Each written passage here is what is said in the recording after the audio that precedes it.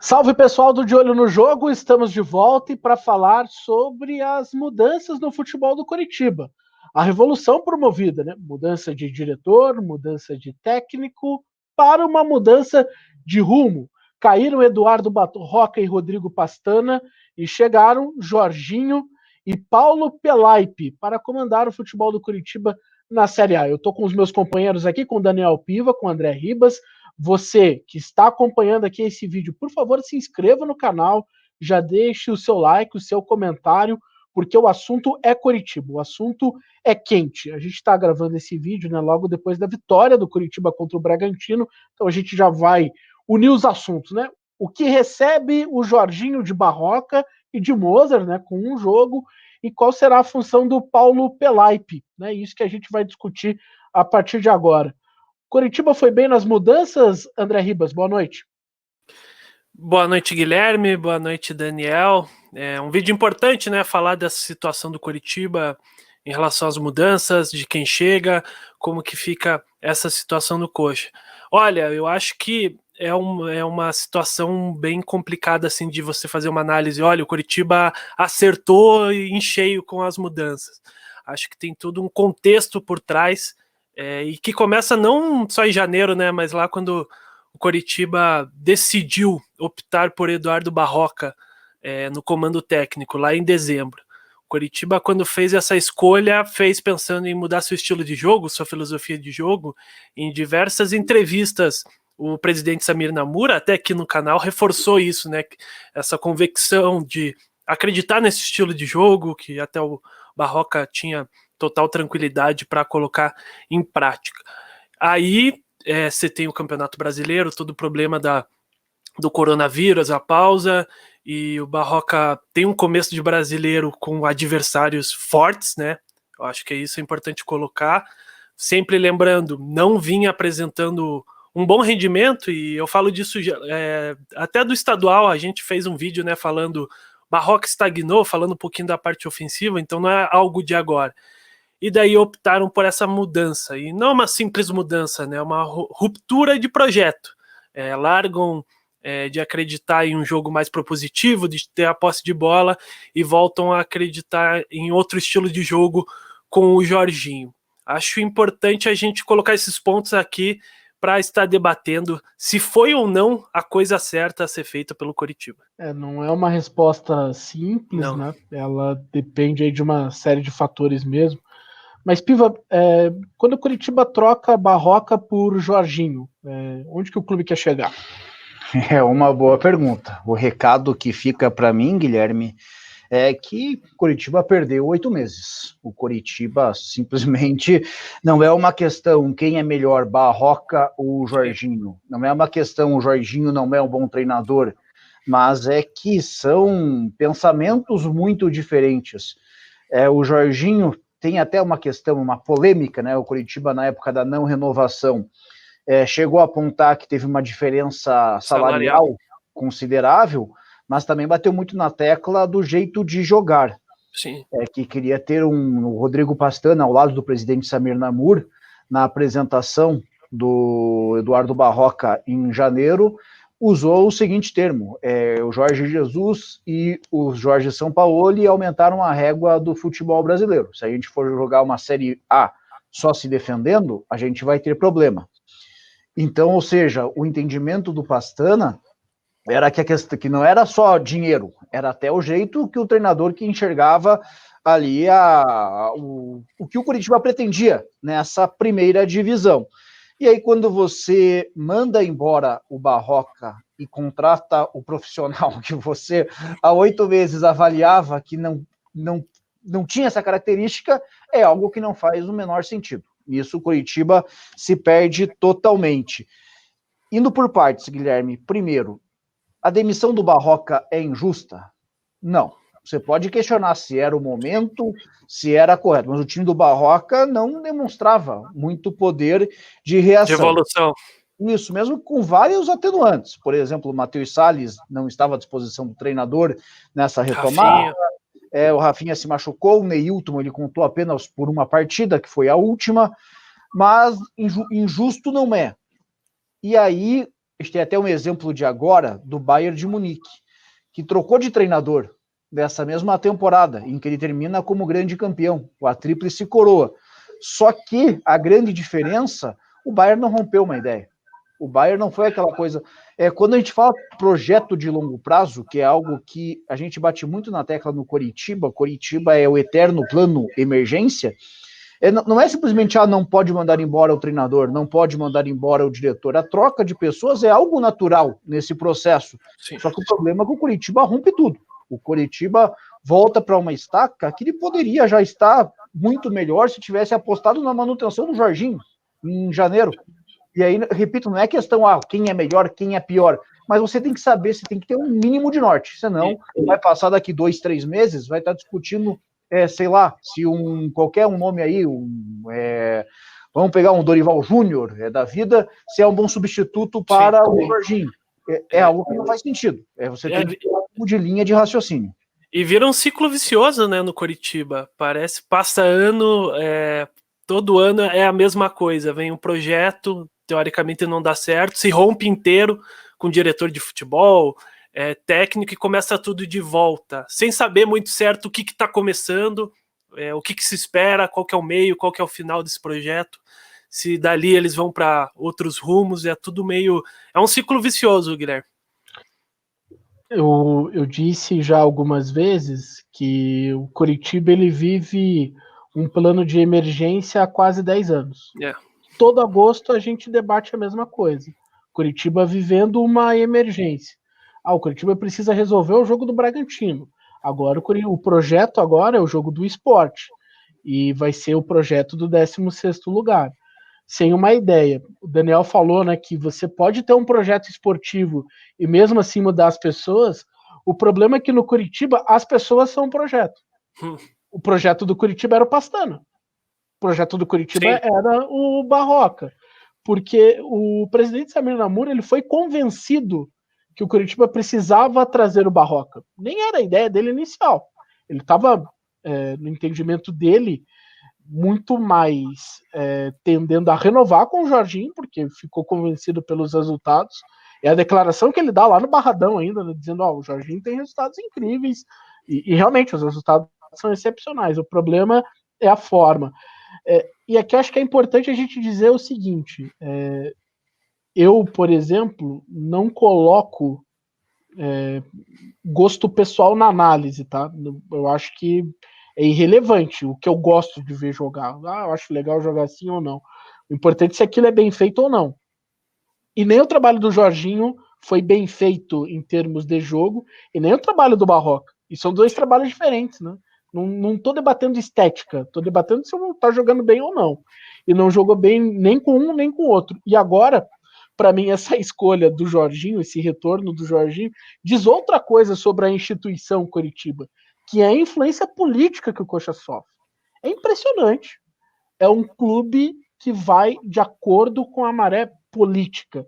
E aí, quando eu falo de política, é conselheiro, é o próprio G5, que não são profissionais do futebol, com todo respeito. São pessoas, claro, que vivem o futebol, né? Pessoas do G5 que gostam de futebol, mas, para mim, nem se compara com o profissional do futebol, com o gestor do futebol.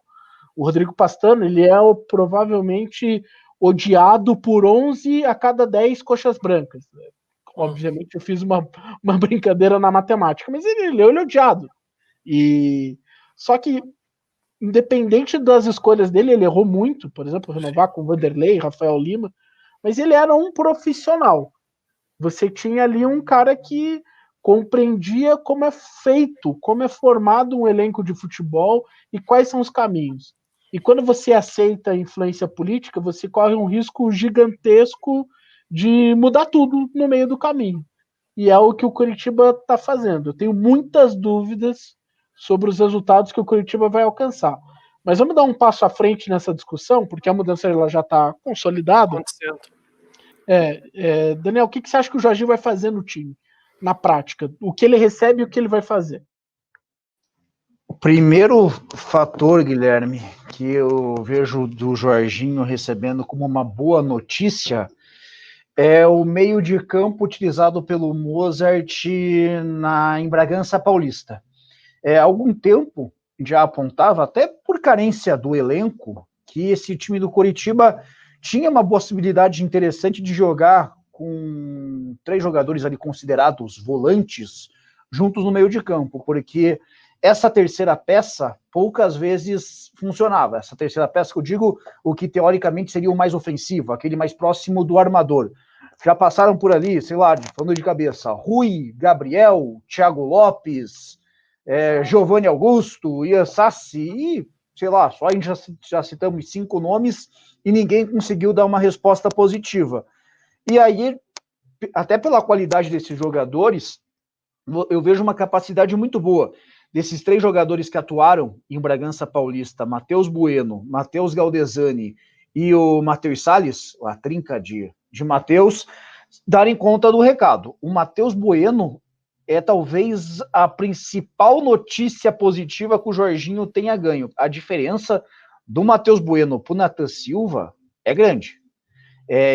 Essa era uma insistência do Barroca, algo que não fazia muito sentido e nem precisava troca ser necessariamente pelo Bueno, poderia ser até um próprio Renner Júnior fazendo esse papel, mas o Matheus Bueno, na minha avaliação, os 2 jogos que fez foi bem ali, bem seguro, acredito que tendo sequência vai conseguir alavancar e se firmar de vez.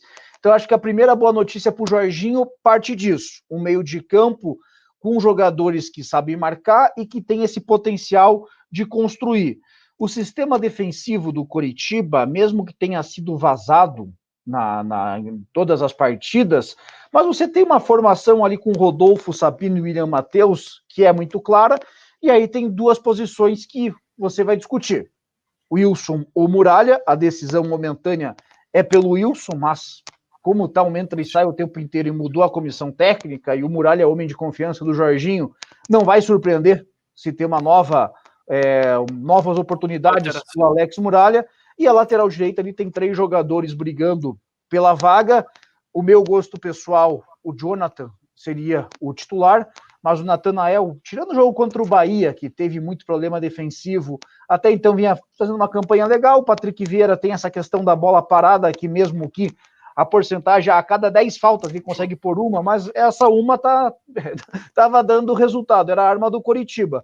E aí na frente você tem ali o Neilton e Sassá começando a demonstrar já aquele entrosamento esperado entre eles, que a gente até apontou aqui no canal. Mas para mim o grande legado assim que o Jorginho recebe desse jogo de Bragança Paulista é essa formação no meio de campo, com 3 jogadores ali que demonstraram um entendimento bem interessante. Acredito que ele dará sequência. E aí, André? Eu acho que é por aí, Guilherme. Mas é importante falar, você falou a questão de projetos, jeito de jogar, né? Eu acho importante reforçar isso, que quando você rompe essa ideia que você tinha com o Barroca e parte para outra com o Jorginho, você tinha um tipo de comportamento que era pedido nos treinos, né? Uma forma de se jogar, que é X, e agora você vai para uma Y. Isso pede um tempo para os jogadores se adaptarem, de entenderem as ideias, mesmo que muitos já trabalharam com o Jorginho, e é uma coisa que o Coritiba não vai ter muito, né, nesse começo. Tem essa semana agora de livre, e depois é jogo atrás de jogo, então tem essa dificuldade. E o principal impacto que eu acho que o Jorginho vai ter, e já até teve um pouco em relação ao contato com o torcedor, é a questão do vestiário. Ano passado ele chegou com 4 derrotas, muitos problemas, festeja, e ele conseguiu em pouco tempo chamar essa responsabilidade, né? Organizar as coisas internamente e administrar os problemas que o Coritiba tinha, e ele fez isso muito bem, foi um dos méritos dele na campanha do acesso. E uma coisa que eu acho que difere um pouquinho do Barroca, e eu até já consegui observar naquela primeira entrevista que ele deu para o site do Coxa, é a relação que ele tem com o torcedor, né? O Barroca, assim, ele teve muita dificuldade de criar essa relação com o torcedor, de trazer um pouco de confiança. E o Jorginho ali, na primeira entrevista, você vê que ele é um cara já mais, não sei como que eu posso dizer, ele sabe o jeito de falar com o torcedor, as palavras-chave. Ele se comunica. Ele se comunica muito melhor, né? Não, enquanto o Jorginho, ele entende para quem ele tá falando. Isso é importante. O Barroca, ele vai numa linha muito técnica de tentar entender o jogo. Que é por aí. Para quem quer fazer uma análise, a entrevista do Barroca é melhor. Sim. Mas o Jorginho, eu vi muito torcedor já repercutindo, o Jorginho já traz uma outra energia. É isso, eu acho que é isso, ele passa uma imagem diferente pro torcedor. Eu acho que isso pode chegar no jogador. Sim. Isso pode chegar no jogador. A minha questão é por quanto tempo? E essa é a grande questão, né? No ano passado eram 15 jogos, era um tiro curto, assim, e a gente tá falando do impacto que pode acontecer, e eu acredito que vai acontecer nesse Campeonato Brasileiro, nesses primeiros jogos, mas é um campeonato que a gente tá falando ainda que tem um primeiro turno inteiro pela frente, tem um segundo turno fechado ainda pela frente, então até quando que esse impacto será o suficiente para fazer a diferença, manter esse vestiário unido, como se fala? A minha maior preocupação, falando sério, não é nem por quanto tempo o Jorginho vai conseguir esse efeito. Isso, ele é um profissional que, até pela experiência como jogador, essa questão ambiente, acredito que ele consiga superar bem. Mas é quanto tempo o Coritiba vai dar pro Jorginho. Porque se você pega os primeiros 5 jogos do Jorginho, tem o Sport no Couto Pereira. Imagina Botafogo. O Curitiba tropeça no Sport no Couto Pereira. Jogo direto. E logo depois vai ter uma Arena da Baixada contra o Atlético. Então são 2 jogos que, assim como pode fazer o Coritiba ter crescimento, ganhar moral, ganhar corpo, mas o Jorginho vai estar com o trabalho iniciando. Não tem muito como você exigir muita coisa diferente do Jorginho do que esse time vem apresentando. E aí, qual que vai ser o comportamento? Se o Jorginho, nesses 5 jogos, não consegue nenhuma vitória, o Coritiba fica nessa situação que está na lanterna, vai dar respaldo para o treinador ou já vai começar outra movimentação? Porque, lamentavelmente, o Coritiba é uma incógnita. Você não sabe muito bem o que o Coritiba pensa, o que a gestão do Coritiba defende a respeito do futebol, como ela está encarando essa Série A do Campeonato Brasileiro. A ruptura, se você pensar, eu vejo o Jorginho vai conseguir ali, sei lá, até porque esse é um outro ponto que eu acho importante, Guilherme, do time do Barroca, o que o Coritiba melhor fazia era a marcação alta, era a marcação ali na saída de bola do adversário. Ele anulou o Atlético na Arena da Baixada jogando dessa forma, é claro, perdeu o jogo, mas uma jogada ali aos 45 do segundo tempo. No Couto Pereira, aí já foi até um cenário um pouco diferente, mas também teve sucesso quando tentou isso.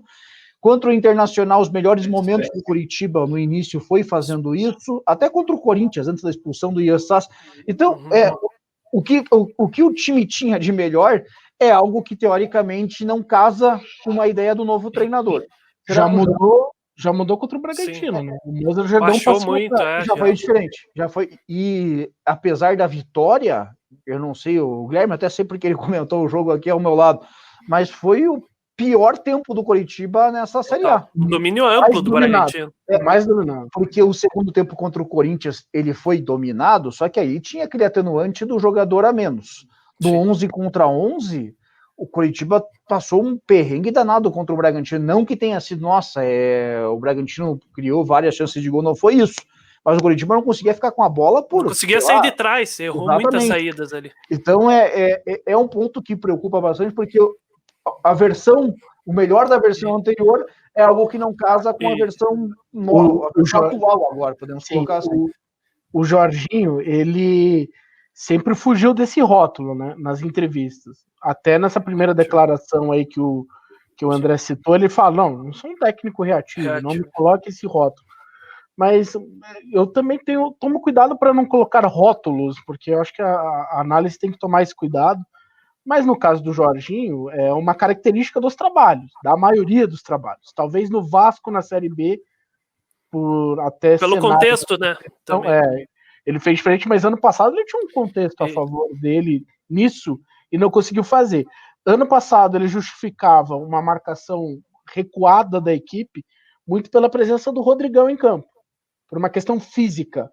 Esse time fisicamente, ele consegue pressionar, mas não consegue pressionar por muito tempo, mas é possível pressionar. Você tem o Sassá, Sim. que é um cara com uma capacidade física, Neilton, Robson faz muito bem esse papel, os jogadores atrás disso também, Galdesani tem feito bem esse papel. Então, é um time que dá para marcar dessa maneira. Eu acho que ele precisa entender qual é o time que ele está recebendo, e descartar isso é um erro. Não é esse o problema que o Coritiba tem apresentado. E Guilherme, um dos principais problemas do Coritiba, a gente falou muito aqui no canal, era a parte ofensiva, né? Com o Barroca.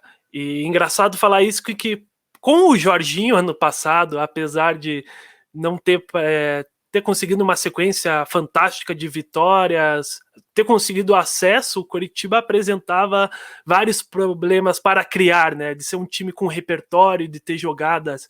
Tanto que a bola parada, assim como esse ano passado, foi uma arma bem importante do Coritiba com o Jorginho para o acesso. Então tem esse ponto em comum.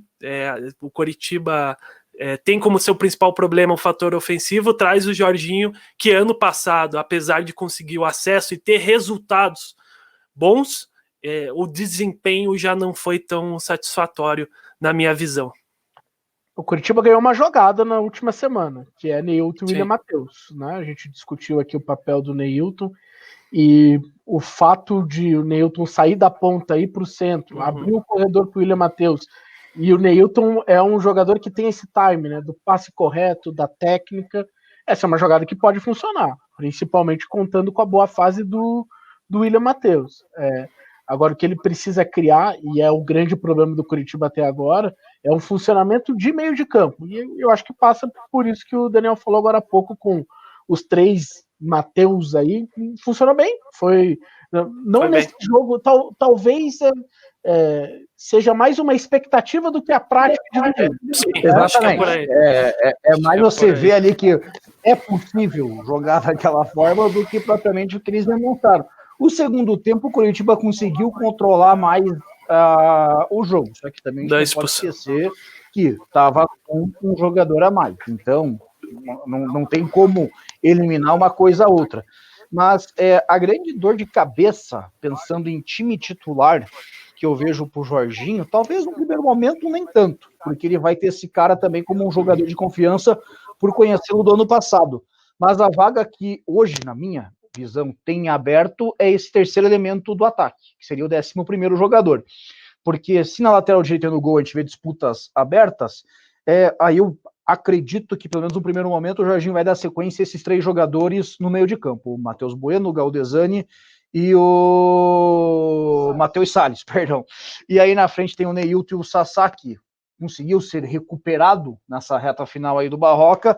E aí o terceiro atacante, eu acho que vai dar dor de cabeça, porque o Robson, num curto prazo, até por ter feito o gol domingo, até por ter sido o jogador do Jorginho no ano passado, eu acho que vai começar como titular. Mas, cara, embora o Robson tenha feito esse gol da vitória, importantíssima vitória para o Coritiba, dá tranquilidade para começar o trabalho do Jorginho, a Série A dele vem sendo fraca. Sei lá, é difícil você achar momentos bons do Robson nos jogos. Ano passado já era assim, mas esse ano ele está errando ainda mais do que errava na temporada passada. Eu concordo com o Daniel, mas discordo um pouquinho só em relação do Robson, mas eu também acho que ele não vem jogando bem, mas eu não creio muito que ele vá sair, ou muito pela opção do banco de reservas, né? Eu acho que passa muito essa titularidade do Robson por isso, porque as opções são poucas, cara, né, Piva?